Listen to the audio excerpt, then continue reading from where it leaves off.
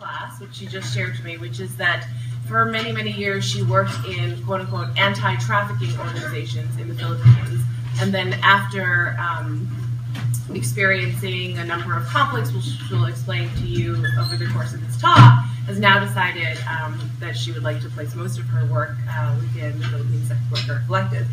She was born in Zamboanga, Philippines. The headquarters of the Philippine Sex Worker Collectives is now in a city, I think to the north of the Manila, called Baguio.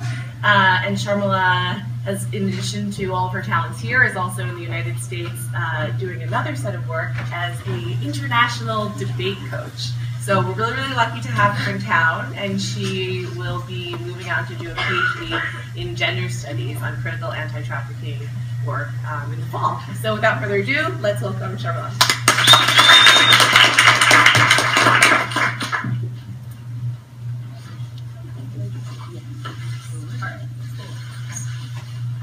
All right, hello everyone, and thank you for having me here. It's really an honor.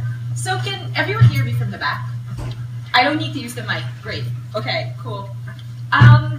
So first I'll tell you a little bit about myself and my background, and tell you how I stumbled into the work of Philippine Sex Workers Collective and how I now work with them also, and share a bit more about the work we do. So just to declare, I quite strongly believe that sex work is work and should be treated that way. So this is also the prism that's going to frame a lot of my observations and a lot of what I'm about to say. I also think, that sex workers are in the best position to speak about their experience, are in the best position to say what their needs are. I am but an ally, and I'm quite privileged that they consider me to be an ally, but of course, the best case scenario would be to have them here. That's just not feasible right now.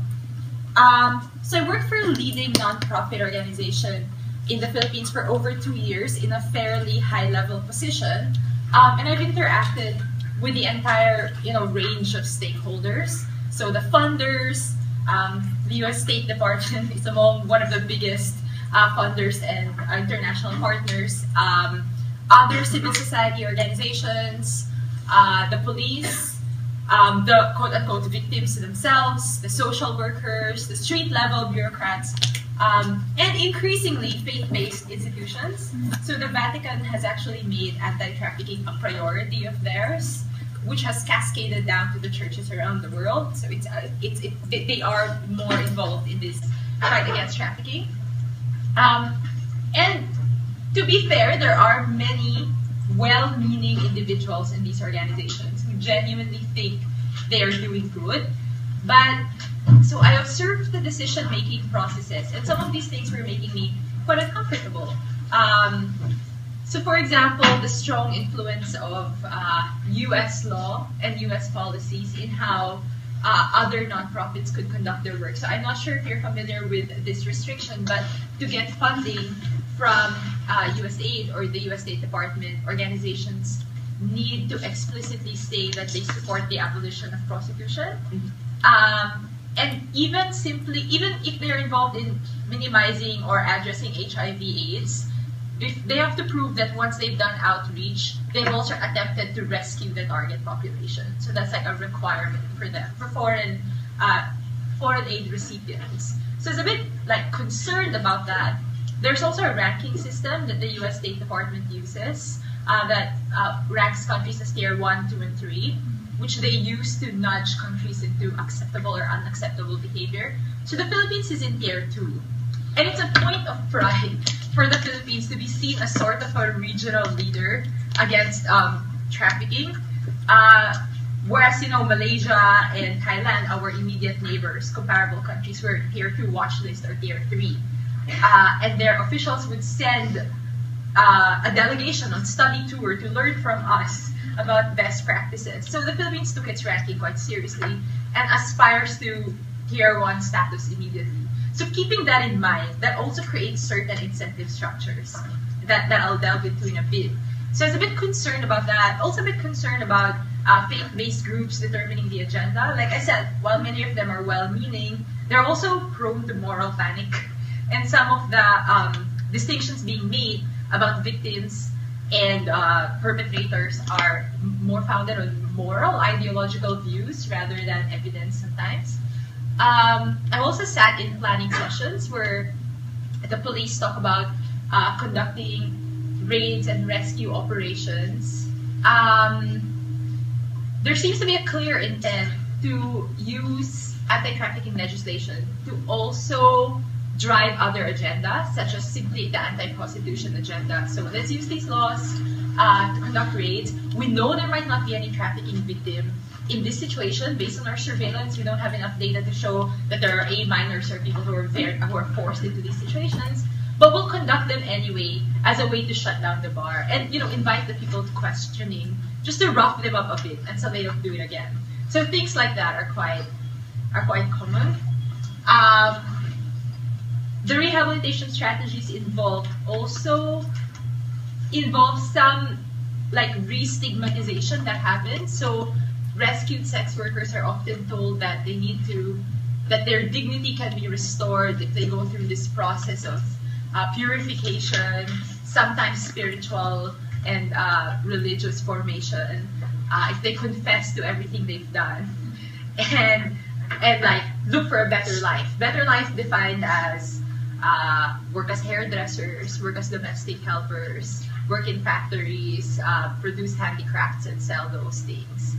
So there's a lot of, in some cases, internalized guilt and shame. Although I'm always very suspicious, as a social scientist, I'm always very suspicious of that data, because unless your interviewees are very comfortable with you and know that you are not judgmental, there's a chance they'll also tell you what you want to hear, right? And just give you these well-rehearsed stories of victimization and say, yes, I'm just doing this to feed my family. Yes, I was forced into this. Or yes, I didn't know that this was what I was going to end up doing. Without saying that all of them are not telling the truth, there are just slippages in the story sometimes, because if you spend more time with some of them and really get to know them, you realize that it's not as simple as that. Like, some of them actually knew what they were getting into. They appreciated the freedom it afforded them. They didn't want to get into domestic work. They had really terrible experiences as domestic workers. So a lot of these things were very disturbing for me.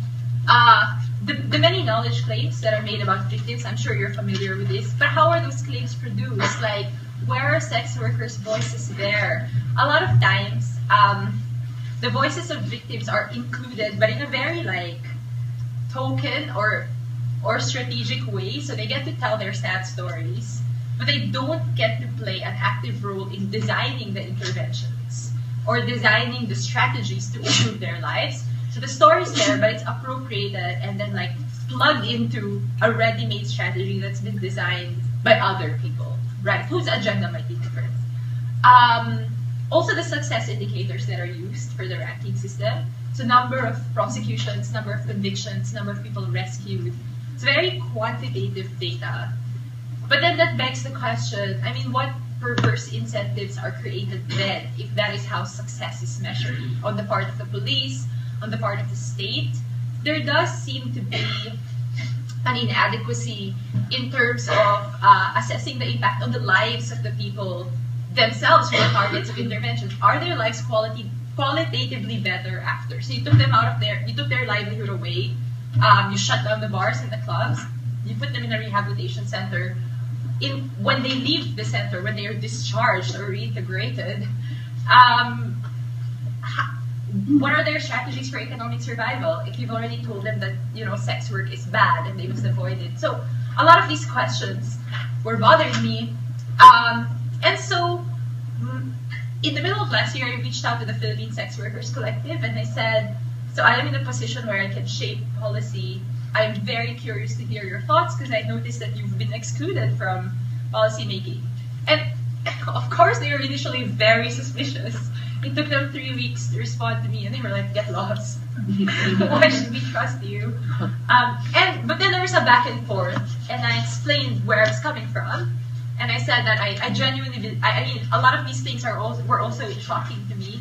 So eventually, we became friends, and I ended up doing work with them, and have moved a bit over to the other side of the fence. Okay, so sex work in the Philippines, just some context.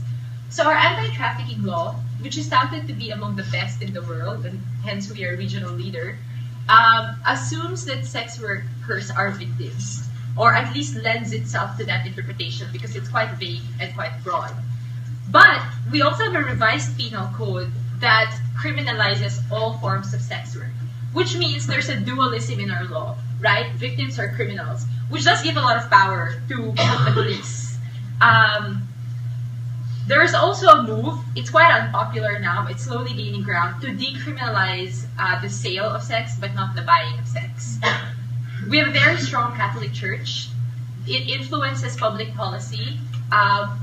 For a democracy, a quote-unquote liberal democracy, we only passed reproductive health legislation in 2013. Before that, women weren't guaranteed access to contraception because the church is blocking it. Abortion is illegal in all forms. Divorce is illegal. So that, I mean, there's no divorce.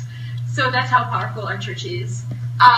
And the church also influences electoral outcomes a lot. So a lot of public officials contesting elections seek the endorsement of the church, the local church or the bishop's council, right? So politicians pander a lot to the church. There's very strong class bias also because there's a lot of social inequality. Casual hookups are okay. So in a sense, we have, I mean, we're heavily influenced by American culture also as a former colony. So in a sense, like, modern casual hookups are fine, but somehow when it involves payment, it's not okay, which then indicates that morality is also quite selective. This is a bit of a problem too. Most of the feminists and rights activists still believe that sex work is inherently exploitative, and they believe in the rescue and saving approach. So that is a challenge for the movement, because these are our traditional allies, right? But we can't find them in this sector in the Philippines. So for example, the Philippine Commission on Women or the Commission on Human Rights have never even once invited like real sex workers to consultations when deciding policy that impacts sex workers. So that's a real concern. And when I raised in a meeting with the Commission on Human Rights, because I have another platform, right? My Anti-Trafficking org. I had. When I raised in a meeting that we are talking about the welfare of Filipino migrants, because we have a huge labor diaspora, labor export is our thing, that some of these migrant workers engage in sex work and they need protection. They need like a legal recourse if they're abused. I was told it's against public policy to think along those lines. We shouldn't be thinking about any policy that could potentially legitimize sex work. And I was like, but that's the only effective policy. And then I was told, well, we're open to research, but as it stands, it's against public policy. So I cheekily said, but so therefore public policy came before research. I don't think she was very happy with me. But yeah, so even the groups that are supposed to be allies, right, exclude sex workers. But at the same time, they're not as critical of women working as domestic workers, labor migrants, factory workers, hairdressers, and handicrafts producers. I mean, there is criticism in the context of they would like higher wages for women in these occupations. They would like better protection. But nowhere would they think of like banning these spheres of work. So, but the approach to sex work is to ban it. Whereas for here, the approach is more empowerment and more choice. And the same people who oppose, the same group of people have a pretty, like, there's some tension in how they view sex work. It is the same people who will say it's easy money, these women have loose morals, but at the same time also say they're exploited and they're vulnerable and we must help them. At which point I also sometimes doubt the sincerity then, because if you think it's easy money, why would you then argue that they are exploited and like struggling and forced and coerced? So I'm not very sure. It's very difficult to reconcile that, which then led me to think that perhaps a lot of the opposition is really based on moral panic, more than like a genuine concern for the welfare of sex workers. And so sex workers often have to conceal their identities from broader society and the state. Like I said, overseas Filipino workers may engage in sex work in destination countries, but always illegally, obviously. Officially, their visas will say they are domestic helpers. And they've been excluded from major policy conversations. The I think the best entry point is the HIV/AIDS movement. So here are examples of raids that were conducted. There are serious privacy violations and concerns because like media is often present. The women's faces get broadcast. So some of these women are now part of the Philippine Sex Workers Collective, and they've reported that they were outed to their communities and they ended up worse off after the intervention that was supposed to make their lives better, right? Okay, so an overview of the collective. Of course, these stories were told to me. I wasn't around from the beginning, so I'll do my best to relay it. In 1989, sex workers in the Philippines formed WHORE, so Women Hookers Organizing for Rights and Empowerment. But they may have been a bit too ambitious because they went for a directly confrontational approach right away. So rights activism, insist on decriminalization, at which point they were just shut down by the church and even the feminists who called them delusional, right? So they retreated. They were like, oh, we need a bit more planning and a bit more strategizing here. And even before we can aspire for broader change, there are basic needs and survival concerns for our members. So the focus became a bit more inward for a while. So if sex workers are caught and jailed, they raised money to bail them out. If someone fell ill, they raised money to cover hospital bills, provide protective information to each other. So all of these like coping mechanisms and support structures needed to survive everyday struggles. And then for a while, they moved into movement building. So they said, if we're going to launch this massive campaign to change how society views us, we need to get organized first. And there are four main groupings. So the male sex workers, who are the Red Nobles, the trans sex workers, Shalushka, female student sex workers, called the Deviant Daughters, and the male student sex workers called the Deviant Dudes. And together they formed the Philippine Sex Workers Collective.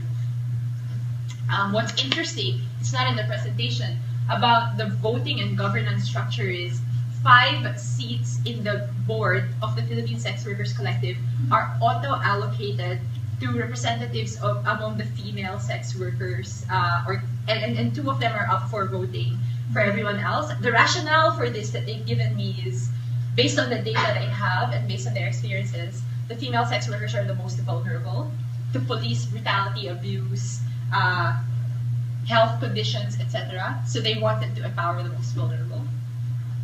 All right, so you'll see the black and white photo are the Red Nobles, and the women with masks are WHORE. They don't appear in public without some form of identity concealment. Maybe one or two of them will, because we can't trust our police. They will essentially get arrested. Okay, so core values of the collective. I'm sure you guys can read, so I'm just going to highlight the parts that I think are really important. So sex work is work and should be recognized as such.